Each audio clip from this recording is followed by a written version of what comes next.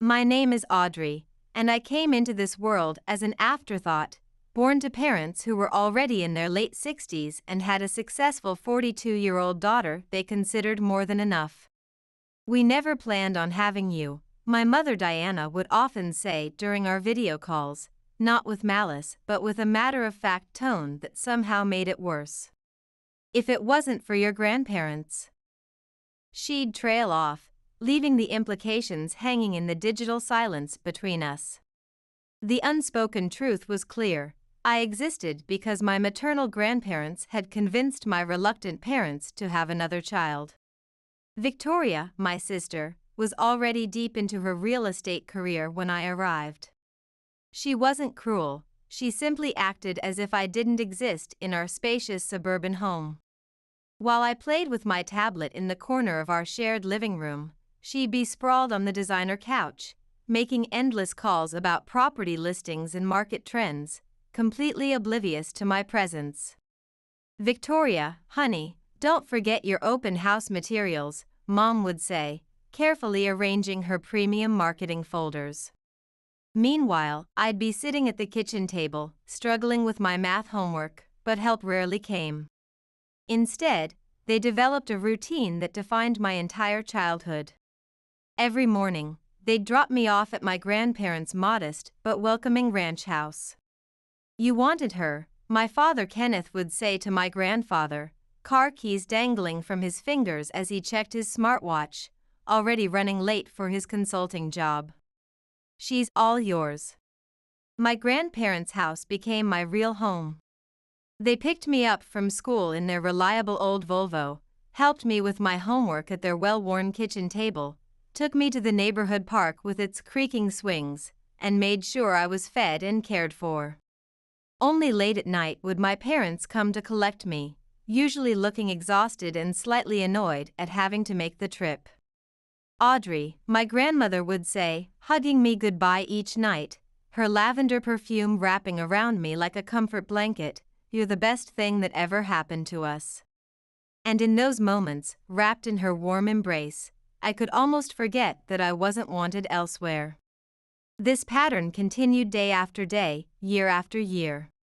While Victoria prepared for her ambitious career in real estate, I learned to navigate life as an afterthought in my own home. But my grandparents' love was constant, unwavering, and it was in their cozy ranch house that I learned what it meant to be truly valued. One day, my grandfather would tell me as we worked through my science homework at their kitchen table, the afternoon sun casting warm shadows through the lace curtains my grandmother had hung decades ago, "You'll understand that sometimes the best things in life aren't planned." He'd wink at me over his reading glasses, and for a moment, the weight of being unwanted would lift from my small shoulders. With Victoria focused on her struggling real estate career, I thought things might change at home. Maybe my parents would finally see me, the daughter who remained. I couldn't have been more wrong. "Audrey," my mother's voice would reach me through the house's smart speaker system before I could even set down my backpack after school, "the house needs cleaning. Start with the bathrooms." What had once been Victoria's chores now became mine, along with a host of new responsibilities. The washing machine became my constant companion, and I learned all its cycles and settings by heart, the mechanical hum a soundtrack to my teenage years. The housework seemed endless, a never-ending cycle of duties that left me exhausted. "You live here, you need to contribute," my father would say whenever I showed the slightest hesitation, his eyes never leaving his iPad screen. "Your sister always did her part when she lived here." By the time I was 14, I had graduated from cleaning to cooking. It wasn't a gradual transition. One day my mother simply stopped preparing meals. "You're old enough now," she announced one morning over her virtual business meeting. "We expect dinner ready when we get home from work." That first night, I made spaghetti, following a recipe I found online. It was slightly overcooked, but edible. My parents ate in silence, then my father looked up from his phone. "Tomorrow, try something with chicken," he said, his tone making it clear this wasn't a suggestion but an order. My only escape was dreaming about college. Every night after finishing the dishes, I'd retreat to my room and immerse myself in university websites, my laptop screen illuminating my hopes for the future. I'd imagine myself walking across different campuses, far away from the endless chores and cold silences of home, my mind filled with possibilities in the medical technology field that fascinated me. Then, when I was 16, Victoria came home with news that changed everything. She burst through the front door one Sunday afternoon, dragging a tall, well-dressed man behind her.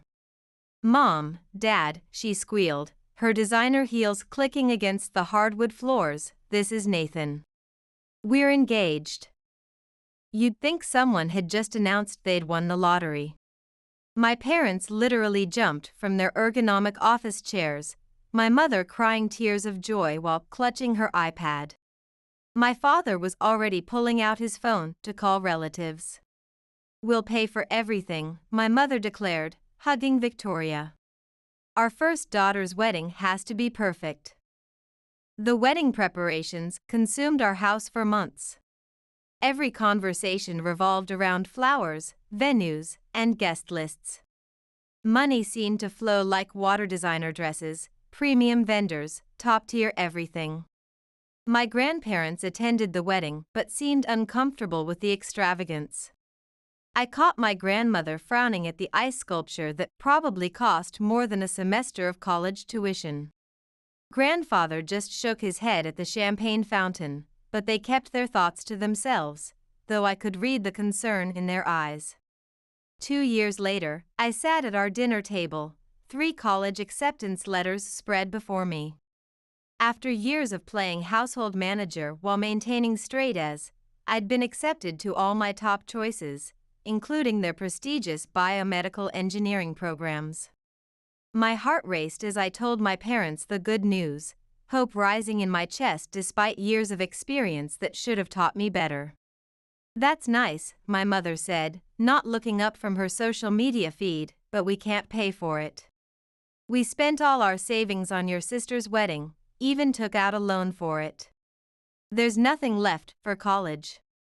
"But you paid for Victoria's college," I stammered, my fingers trembling on the acceptance letters. "That was different," my mother replied, finally looking up. "We saw potential in her." The silence at the dinner table was deafening. After my mother's words about potential, I sat there, the acceptance letters suddenly feeling heavy in my hands, as my parents continued scrolling through their phones as if they hadn't just shattered my dreams.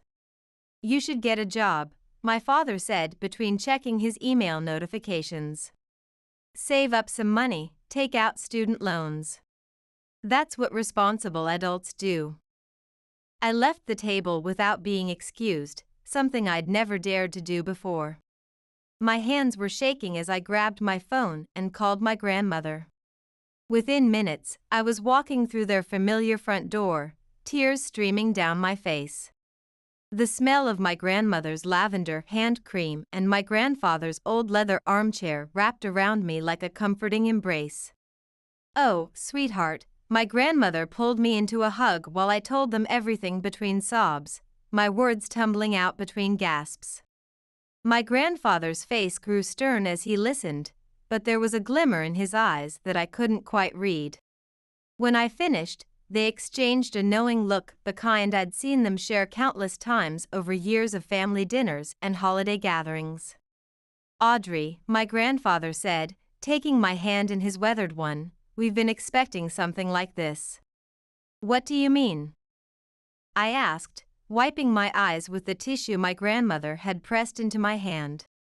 "We've watched how they've treated you all these years," my grandmother explained, her voice gentle but firm. "How they spent money on Victoria's education, her extravagant wedding. We knew they might do this to you." My grandfather stood up, his joints creaking slightly as he made his way to his study. When he returned, he was holding a leather folder that looked well worn but carefully maintained.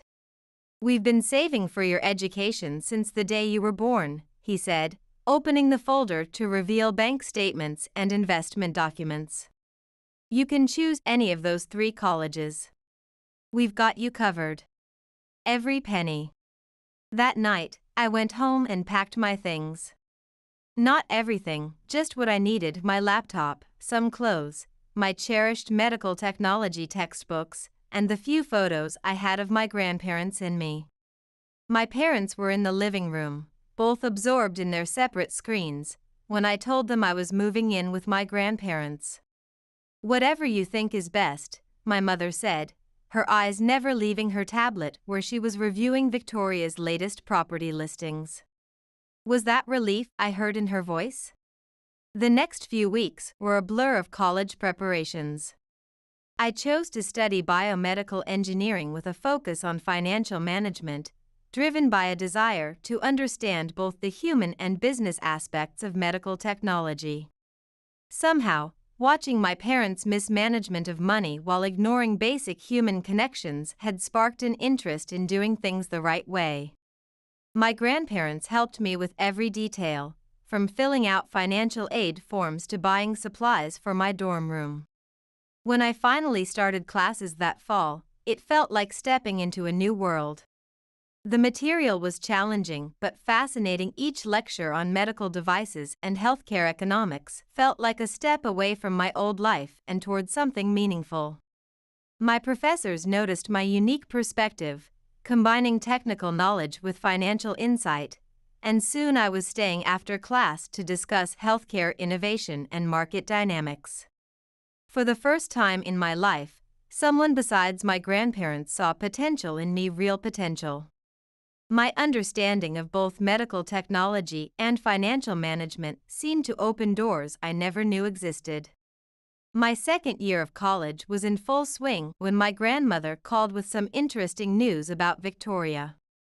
"Your sister's having trouble," she said during one of our weekly video calls, her face pixelated but her concern clear. "Her real estate career isn't taking off like she hoped, and Nathan can't seem to hold down a consulting job. They're constantly asking your parents for money." I wasn't surprised when she told me they were getting it. "Your mother emptied her retirement account last month to help them with rent," my grandmother sighed, adjusting her reading glasses.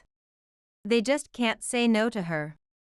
A year later, the situation got worse. Victoria and Nathan couldn't make rent anymore, even with our parents' constant financial support. They moved back into my old bedroom, the one I'd spent years keeping spotlessly clean. The irony wasn't lost on me as I saw Victoria's social media posts showing her cozy new home office, carefully angled to hide the peeling wallpaper I remembered. Meanwhile, I was thriving. My professors had helped me land internships at prestigious medical device companies, where I discovered I had a natural talent for understanding both the technical and financial aspects of healthcare innovation. Each challenging project, from analyzing cost-effectiveness of new medical technologies to developing financial strategies for patient access programs, made me more certain I'd chosen the right path. "You have an exceptional ability to balance business acumen with healthcare impact," my supervisor at MedTech Solutions told me during my performance review. "We'd love to have you join our executive training program after graduation." I kept my head down and focused on my studies, barely thinking about my family except during video calls with my grandparents. But when I visited them during my senior year, I knew something was wrong the moment I walked through their door. My grandmother's usual warm smile seemed forced, and my grandfather, usually quick with a joke about his latest gardening project, sat quietly in his familiar armchair. The house felt heavy with unspoken words. "What's wrong?" I asked over dinner, watching them push food around their plates. "And don't tell me it's nothing. I know you both too well." They exchanged a look I'd seen too many times before, the one that meant they were trying to protect me from something. Finally, my grandfather spoke, his voice unusually tired. "Your parents came to see us last week," he said, setting down his fork. "They wanted their inheritance early." What do you mean? I put down my spoon, my stomach churning. They're in trouble with the banks, my grandmother explained, her hands twisting her napkin. Multiple loans, credit card debt. They said they needed $200,000 to avoid bankruptcy. And you gave it to them? I couldn't keep the anger from my voice. My grandfather nodded, looking older than I'd ever seen him. We had to, Audrey. They're still our daughter and son-in-law, despite everything. It was most of your savings. I stood up, my chair scraping against the hardwood floor. After everything they've done? After how they keep enabling Victoria's irresponsible spending? After how they treated me? Sweetheart, my grandmother reached across the table to take my hand, her touch as comforting as ever. We know you're angry, but what's done is done. We'll be fine. But my anger kept building. My parents, who'd never had money for my education, who'd treated me like a live-in maid, had the audacity to demand money from the only people who'd ever truly cared for me, all because they couldn't say no to Victoria and couldn't manage their own finances. The injustice of it burned in my chest. My hard work paid off. After graduation, with glowing recommendations from my professors and impressive internship experiences in medical technology finance, I landed a position as a financial analyst at MedTech Solutions, one of the leading medical device companies in the country. The starting salary was more than I'd ever dreamed of making. I found a modest but modern apartment in a safe neighborhood, nothing fancy, but mine. Every morning, I'd wake up grateful that I didn't have to cook breakfast for anyone but myself. My career flourished as I threw myself into each new challenge, from developing pricing strategies for life-saving devices to creating financial assistance programs for patients in need. My unique combination of healthcare knowledge and financial expertise earned me rapid promotions and performance bonuses that my younger self couldn't have imagined. Within a few years, I had advanced to Director of Financial Operations and had enough saved for a down payment on my own house. The day I signed the mortgage papers, I couldn't help but think of my parents in Victoria, who'd never managed their money well enough to buy property despite their real estate ambitions. Not that they knew about my success, we hadn't spoken in years, though I occasionally saw Victoria's carefully curated social media posts about her thriving real estate business. Then came the call that changed everything. My grandfather had suffered a massive heart attack. By the time I rushed to the hospital, still wearing my business suit from an important board meeting, he was gone. My grandmother, who'd been by his side for over 50 years, seemed to lose her spark after that. Less than 2 months later, she followed him, leaving me truly alone for the first time in my life. I was arranging my grandmother's funeral at the upscale memorial home when I heard a familiar voice behind me. Audrey, do you want some help with the arrangements? I turned to find my mother standing there, looking older and more tired than I remembered, her designer clothes slightly worn at the edges. Part of me wanted to tell her to leave, but something in her expression, perhaps genuine grief, made me hesitate. Sure, I heard myself say, surprising us both. That would be nice. Over the next few days, as we planned the service, my parents began to open up. They were struggling, they admitted. Retirement hadn't been kind to them financially. We barely make ends meet, my father confessed one afternoon while we were selecting flowers, his once proud posture now slightly stooped. And with Victoria's twins. Twins? This was news to me, though I shouldn't have been surprised they hadn't told me. Yes, Lucas and Owen, my mother jumped in, pulling out her phone to show me photos. Such beautiful boys, 7 years old now, but they need so much. Victoria and Nathan still can't manage on their own, so we help where we can. I nodded, keeping my expression neutral as I looked at the smiling faces on her screen. Some things never changed. A week after we laid my grandmother to rest, we gathered in a wood-paneled office at Thompson and Associates for the reading of the will. I sat across from my parents, with Victoria and Nathan slouched in chairs beside them, both looking uncomfortable in their slightly outdated business attire. The room smelled of old leather and furniture polish, and the tension was thick enough to cut with a knife. The attorney, Mr. Patterson, adjusted his wire-rimmed glasses and began reading in a measured voice. I expected the usual legal terminology, but what came next made everyone sit up straight. To our beloved granddaughter, Audrey, he read, his voice clear in the hushed room, we leave our house at 1542 Maple Street and the sum of $150,000.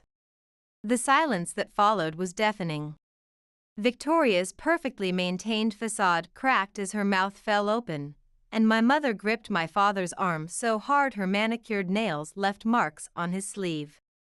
Mr. Patterson cleared his throat and continued, and a personal note from Mr. Henderson to his daughter, Diana.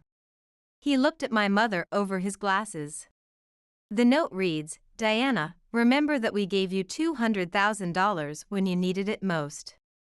This is our final decision, and we trust you will respect it as we respected your needs. My mother's face flushed red, then pale. My father stared at the floor, while Victoria and Nathan exchanged worried glances, their financial lifeline suddenly threatened. After the attorney finished and gathered his papers into his leather briefcase, my parents approached me in the parking lot. The polite demeanor they'd shown during the funeral arrangements was gone, replaced by barely concealed desperation. Audrey, honey, my mother began, her voice trembling beneath its practiced smoothness, you have to understand, we always thought we'd inherit the house. We were counting on it. We're struggling. The mortgage, Victoria's family's expenses, we could really use the house, my father added, running his hand through his thinning gray hair. I looked at them both, remembering all the years of neglect, the constant reminders that I wasn't wanted, the refusal to help with my education while they drained their accounts for Victoria. No, I said firmly, adjusting my designer blazer, a symbol of the success I'd achieved without their help. The house is mine. That's what Grandma and Grandpa wanted. They continued pleading, following me to my Tesla Model 3, but I stood firm. Victoria joined in too, her real estate agent persona slipping as she talked about how her boys needed a yard to play in, but I simply got in my car and drove away. A week later, my phone lit up with my mother's contact info. Her voice sounded different when I answered, humbled, perhaps. She was asking me to come over for dinner. Against my better judgment and my executive assistant's carefully managed schedule, I agreed. Pulling up to my childhood home was like stepping back in time, except everything looked shabbier than I remembered. The paint was peeling, the gutters sagged, and the once pristine lawn was patchy and overgrown. Inside, the house was crowded but clean. Lucas and Owen, Victoria's twins, ran circles around the living room while Nathan half-heartedly told them to settle down from behind his laptop.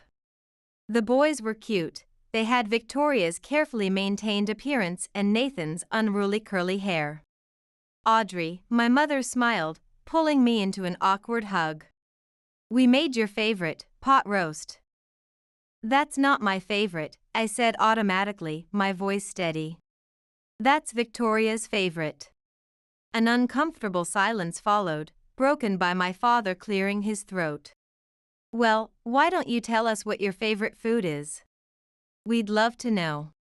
And surprisingly, they seemed genuinely interested. Over dinner, they asked about my job at MedTech Solutions, my modern apartment, my hobbies. They actually listened when I talked about my work in healthcare finance and medical technology innovation, though I could tell most of it went over their heads. That dinner led to another, then another. Soon, I was joining them for holidays, bringing educational toys for the twins, even helping the boys with their homework sometimes. When they mentioned the house needed repairs, I found myself offering to help, my financial expertise making me acutely aware of their deteriorating situation. I paid for a new HVAC system, fixed the crumbling foundation, repainted the exterior. Each time I transferred funds, my parents would tear up with gratitude. "You're too good to us," my mother would say, hugging me while standing in their newly renovated kitchen. "We don't deserve this." "You're right," I would think but never say aloud, because despite everything, despite all the years of hurt and neglect, some small part of me still wanted to believe people could change. The years passed, and my career at MedTech Solutions continued to flourish. Each promotion brought new opportunities to improve patient care through innovative financial solutions, and my investment portfolio grew substantially. Meanwhile, my relationship with my parents seemed to strengthen. They were getting older, both were over 70 now, and I found myself wanting to do something meaningful for them. "I've been thinking," I said during one of our Sunday dinners, watching my father struggle to climb the stairs, "this house isn't really suitable for you anymore. I want to buy you a new house, something single-story, with wider doorways and better accessibility, but still with a nice garden. Something that would be comfortable for your retirement years." Their reaction surprised me, actual tears of joy, not the manufactured emotion I'd grown accustomed to seeing from them. We spent the next few weeks house hunting together and finally found the perfect place, a beautiful ranch-style home in a quiet neighborhood, designed for aging in place with all the modern amenities. After transferring a significant portion of my savings, my parents couldn't stop talking about how excited they were.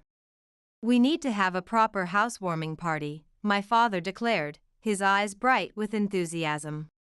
"Let us arrange everything. It's the least we can do."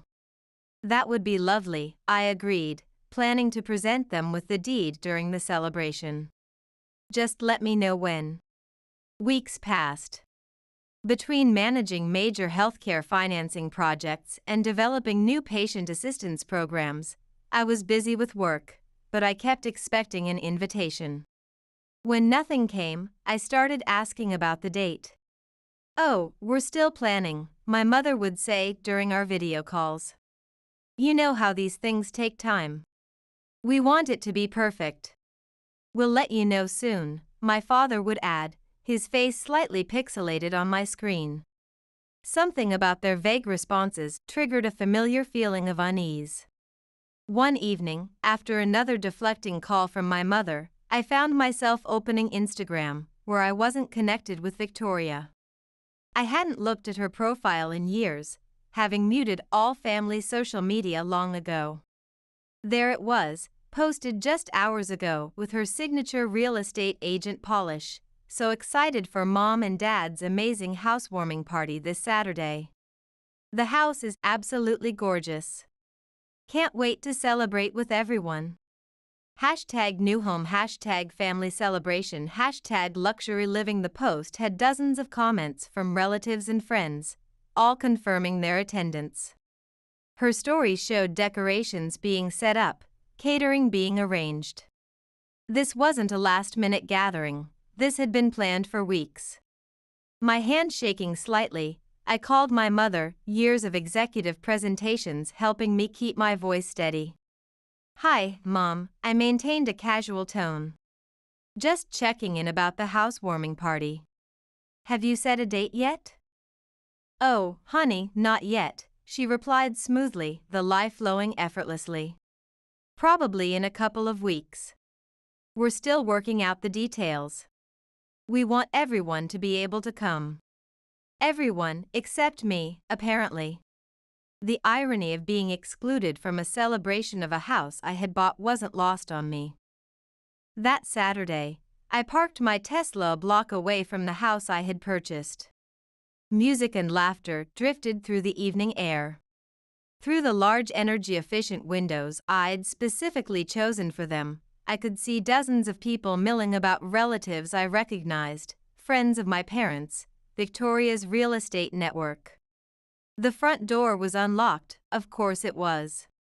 They were expecting everyone except the person who actually owned the house. I slipped in quietly in my designer business suit, following the sound of my father's voice to the living room. And after all these years of hard work, we finally did it, he was saying to a group of attentive listeners, standing under the new LED recessed lighting I'd had installed. Bought our dream home. Don't forget about Victoria, my mother added proudly, gesturing with her wine glass. She helped so much with the down payment. Such a wonderful daughter, always taking care of her parents. Someone murmured sympathetically, and my mother nodded. You know, our younger daughter hasn't helped us at all, she said pointedly, adjusting her new smart home tablet. Probably too busy with her medical technology career to care about family. I stood in the doorway, heat rising to my face as I watched this performance. Victoria beamed beside them, her 7-year-old twins running between the guests in the space I'd carefully designed for aging accessibility. Here they were, celebrating in the house I bought with my hard-earned success in the very career they'd dismissed. Actually, I said loudly, making everyone jump, my voice carrying the authority I'd developed in countless boardroom presentations, I think you've got that backwards. The color drained from my parents' faces. Guests turned to stare at me, whispers rippling through the crowd like a wave. Audrey, my father recovered first, his smile tight. What a surprise! I'm sure it is, I replied, stepping into the room, my heels clicking against the premium flooring I'd selected, especially since you forgot to invite me to the housewarming party for the house I bought. Dead silence fell over the room. Nathan suddenly became very interested in his worn loafers, while Victoria's perfectly maintained real estate agent smile faltered. Well, my mother's voice had an edge to it, her wine glass trembling slightly, what's done is done. You bought it, yes, but it's ours now. You can't expect eternal gratitude. That's right, my father added, gaining confidence as he stood next to their new smart home control panel. And frankly, you're not welcome here. This is a family gathering, and Victoria and her family will be living here too, my mother announced, her voice rising. They've already sold their house. It's all arranged. I couldn't help but laugh, a cold, harsh sound that echoed off the newly painted walls. Reaching into my Prada briefcase, I pulled out a folder containing documents I'd prepared with the same meticulous attention I gave to my medical technology contracts. You seem to be confused about something, I said, opening the folder to reveal the deed and ownership papers. This house belongs to me. I never signed it over to you. I was planning to give it to you tonight, at what I thought would be a proper housewarming party. My mother's face went from pale to ashen. My father started to sputter, his hand gripping the marble countertop I'd specially ordered. Victoria's carefully crafted professional demeanor crumbled completely. And now I turned to address the stunned guests, using the same commanding tone I used in corporate presentations. Now, I'd like everyone to leave. This is my house, and the party's over. You can't do this, my mother's voice rose to a shriek, her perfect hostess facade shattering. We're your parents. No, I said quietly, my voice carrying the weight of years of executive decision-making. You're just the people who gave birth to me. My real parents, my grandparents, taught me that family means more than blood. They also taught me about financial responsibility, which is why I own this house, and you don't. They left in tears, my parents, Victoria, Nathan, the twins, and all their guests. I watched from the front porch as they drove away in their aging luxury cars, one by one, until the street was empty except for my Tesla parked around the corner. After a few weeks, I learned they'd used the money from selling their old house to rent a small apartment. Victoria, Nathan, and the twins moved in with them. They tried calling me, sending emails, reaching out through LinkedIn, but I blocked their numbers, their emails, their social media accounts. The house? I sold it a month later and donated the proceeds to a patient assistance program at MedTech Solutions, helping families afford life-saving medical devices. Someday I'll have my own children, and I promised myself they'll never have to earn my love or compete for my attention. Unlike my parents, I'll love my children equally and unconditionally, the way my grandparents loved me.